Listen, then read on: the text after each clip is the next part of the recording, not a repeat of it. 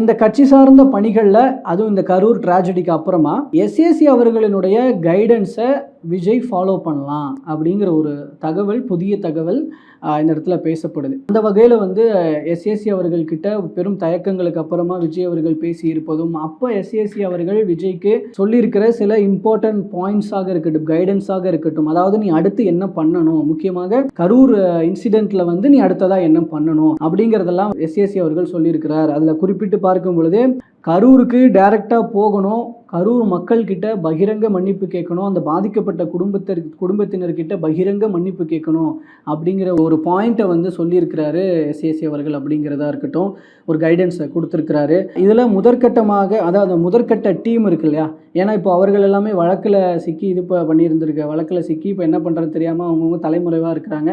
அப்படிப்பட்ட முதற்கட்ட அந்த வளையத்தில் இருக்கிற பர்சன்ஸில் மாற்றங்களை கொண்டுட்டு வரணும். ஸ்பெஷல் பொலிட்டிக்கல் அரசியல் ஆலோசகர் ஒருத்தரை நீ பக்கத்தில் வச்சுக்கணும். இவங்க இல்லாமல் ஒரு எக்ஸ்பீரியன்ஸ்டு பர்சனாக நல்ல வழியில் கூட்டிகிட்டு போகிற ஒருத்தராக ஒரு அரசியல் ஆலோசகரை வச்சுக்கணுன்ற ஒரு கைடன்ஸையும் கொடுத்துருக்கிறதாக ஒரு தகவல்.